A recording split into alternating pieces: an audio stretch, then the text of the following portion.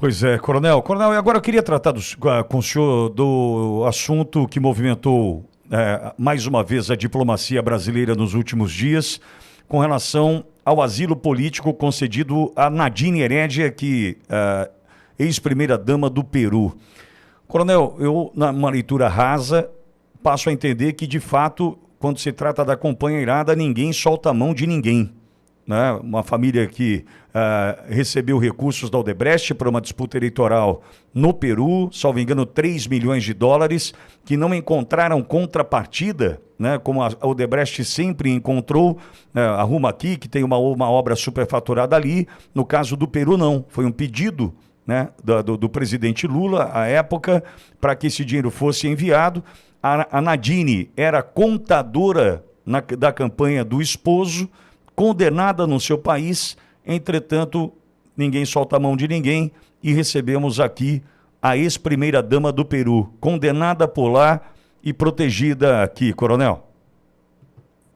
Pois é, Pitoli, foi bom você levantar esse primeiro assunto, antes mesmo até da questão do imbróglio criado pelo ministro Alexandre de Moraes em relação à Espanha, que também é um assunto da área internacional, das relações internacionais, mas que tem ligações. Você sabe que hoje de manhã eu fiz uma pesquisa e encontrei 23 publicações estrangeiras, ou seja, da mídia internacional, sobre Alexandre de Moraes, sobre as questões referentes à liberdade de expressão no Brasil, ao exagero do poder judiciário, à hipertrofia, ou à transformação do Alexandre de Moraes numa espécie de celebridade internacional, hoje no que diz respeito a esse embate político-jurídico. Bom, só que eu também fiz uma pesquisa, Pitoli, relacionada a esse caso que você menciona,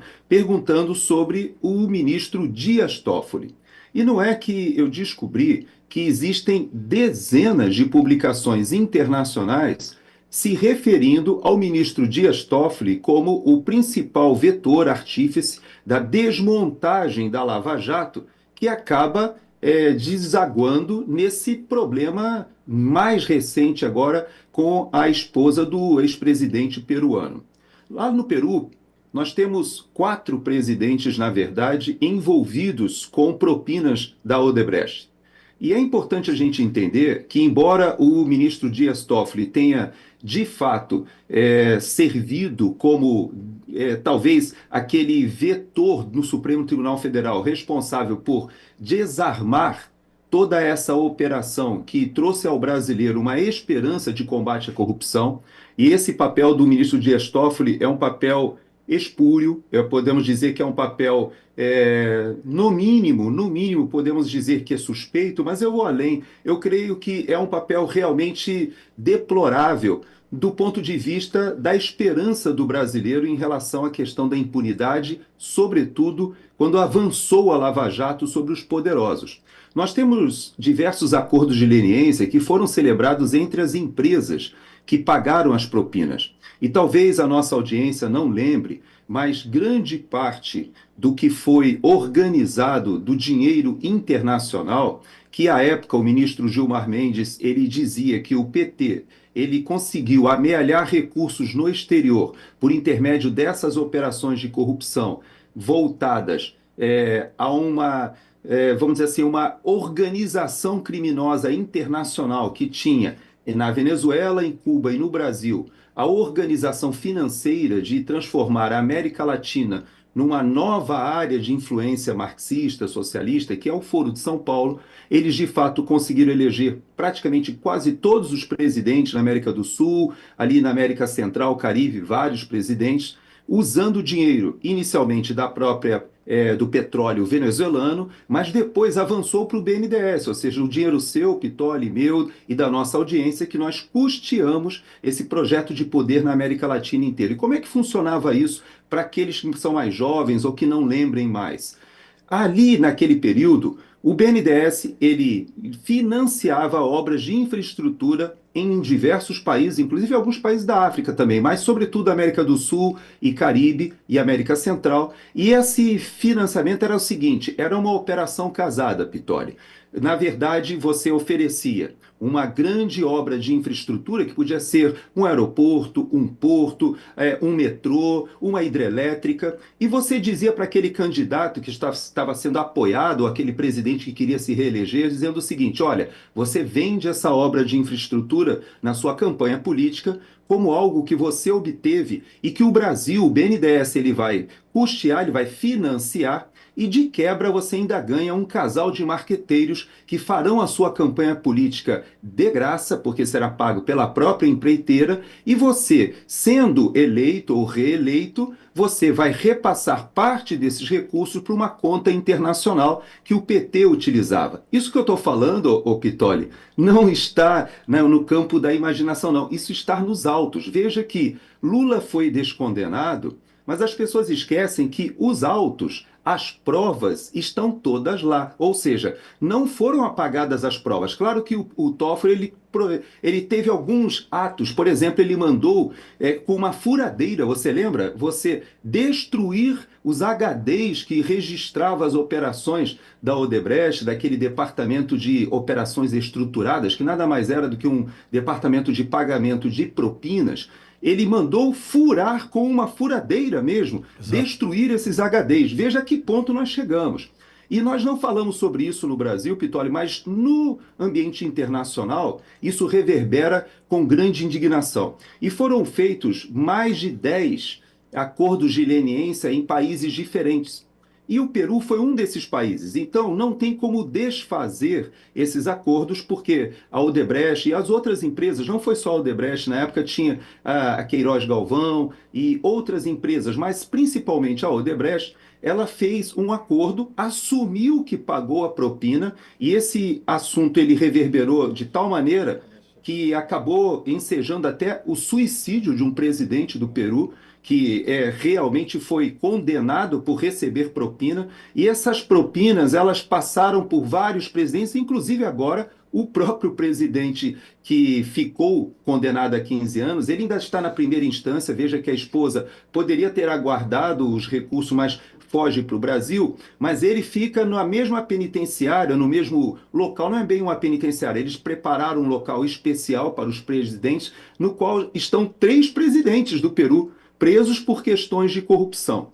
E desses que estão presos por questão de corrupção, pelo menos 2 estão relacionados à Odebrecht. Então você veja que esse esquema que foi montado e que está amplamente registrado nos autos da Lava Jato, ele hoje está sendo desmontado no Brasil, e há uma tentativa, inclusive o próprio ministro Dias Toffoli, ele anulou e proibiu, inclusive, de serem compartilhados dados da Lava Jato com as autoridades peruanas, justamente tentando livrar, como você definiu de uma maneira fácil para a nossa audiência, de que ninguém larga a mão de ninguém. Na verdade, Pitoli, trata-se sim de uma organização criminosa, trata-se de uma quadrilha realmente muito bem arquitetada na época do Foro de São Paulo. Foi organizada por José Dirceu, com a participação do antigo finado Top Garcia, né, Marco Aurélio Garcia, o próprio Celso Amorim, na época fazia o papel da chancelaria oficial. Hoje o Celso Amorim continua ainda no ambiente, vamos dizer assim, subterrâneo, atuando, enquanto o Mauro Vieira faz o papel institucional, mas tudo isso a gente revê. E eu quero te dizer, Pitoli, que não é só Alexandre de Moraes que está nessas 23 matérias que eu encontrei só desse ano, aqui em inglês, em francês, em espanhol. Nós temos o Dias Toffoli também, e a questão da Lava Jato, que coloca o Brasil hoje como um dos países com maior índice de corrupção do mundo. E a gente, às vezes, não debate isso, né, Pitoli? Hein, Coronel, nós já exportamos corrupção, agora a gente exporta impunidade, né? Como algumas matérias colocam quando se trata do Toffoli em especial.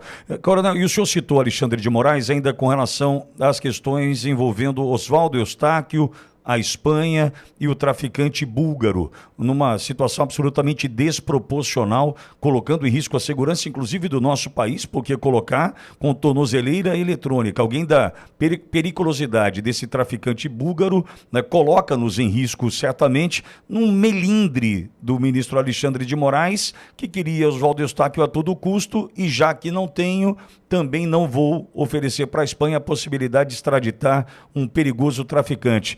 essa balança desequilibrada, nesse caso também, trará consequências para nós, hein, Coronel?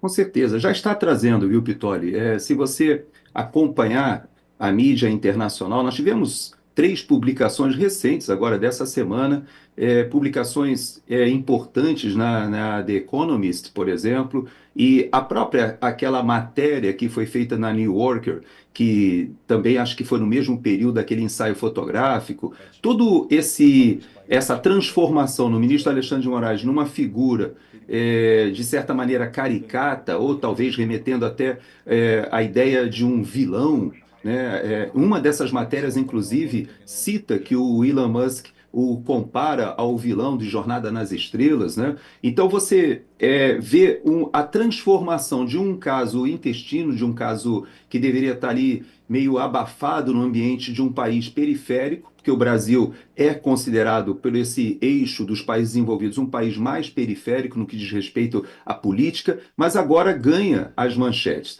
E quando você toca nesse assunto, algumas coisas me chamam a atenção, mas a principal delas é que essa reação do ministro Alexandre de Moraes, ela desmonta, na minha percepção, completamente aquela narrativa do próprio ex-presidente, né, Michel Temer.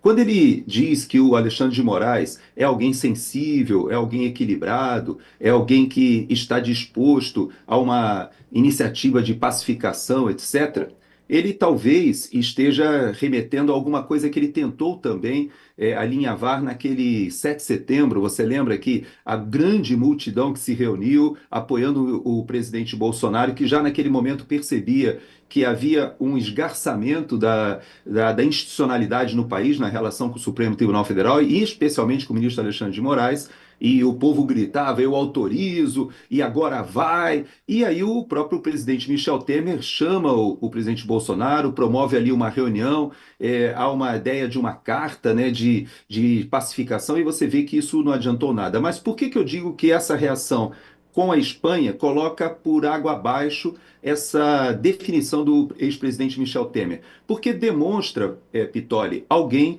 realmente desequilibrado. Nós sabemos que o nosso amigo, né, jornalista português Sérgio Tavares, está com o seu documentário já quase pronto, que vai ser lançado em maio, que retrata Alexandre de Moraes como um falso juiz, alguém de fato um psicopata. E eu sei que você já tocou nesse assunto hoje, a nossa audiência sabe, que existe essa tese de que será estabelecida uma saída, né? Aquela da nossa geração, né, Pitolli? A saída Leão da Montanha, né? Aquela saída Exato. pela esquerda. Que o pessoal mais jovem nem entende, né, essas brincadeiras, mas o fato é que essa saída que está sendo criada para o ministro Alexandre de Moraes pode ser que seja alguma coisa parecida ali com o que aconteceu com a tentativa de assassinato do presidente Bolsonaro. O Adélio Bispo ele foi considerado uma situação de se tornar inimputável. Talvez eles queiram trabalhar com Alexandre de Moraes nessa linha, e olha, eu acho que tem bastante respaldo, viu? Ele, de fato, ele tem traços de psicopatia, e uma das demonstrações inequívocas, na minha avaliação, foi essa reação em relação à Espanha. Porque, veja, não tem como você avocar algum tipo de reciprocidade quando nós estamos falando de um crime que internacionalmente é reconhecido, que é o crime de tráfico de drogas, alguém que é procurado internacionalmente. Do outro lado, um jornalista que está sendo perseguido no seu país, ainda que tenha cometido alguns crimes que pode acontecer realmente da gente enxergar no Oswaldo Eustáquio palavras, impropérios, ofensas que no nosso Código Penal são tipificadas, né, como ofensas ou como devem ser tratadas até como uma maneira de você ressarcir aquela pessoa ofendida civilmente, com dinheiro, etc. Mas isso são crimes que não se caracterizam em leis de extradição, né, Pitoli? Sim.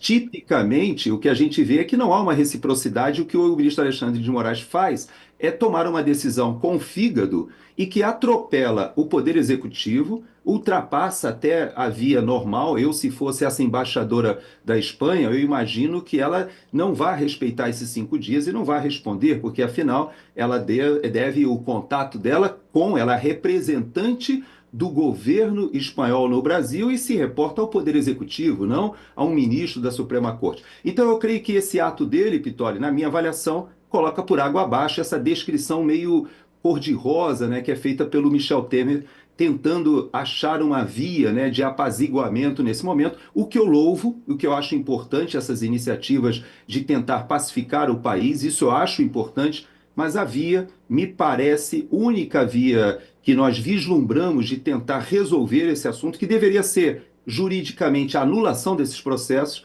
remetê-los para a primeira instância individualizando as condutas, esse seria o tratamento jurídico normal, mas como a Suprema Corte do nosso país se transformou em realmente um ator político, então a única solução, o remédio que se encontrou é a anistia, né, Pitoli? Sem dúvida. Coronel, obrigado por estar conosco mais uma vez. A sexta-feira é sempre bom tê-lo aqui. Coronel, um beijo especial na Daia. Uma Santa Páscoa para todos aí, Coronel.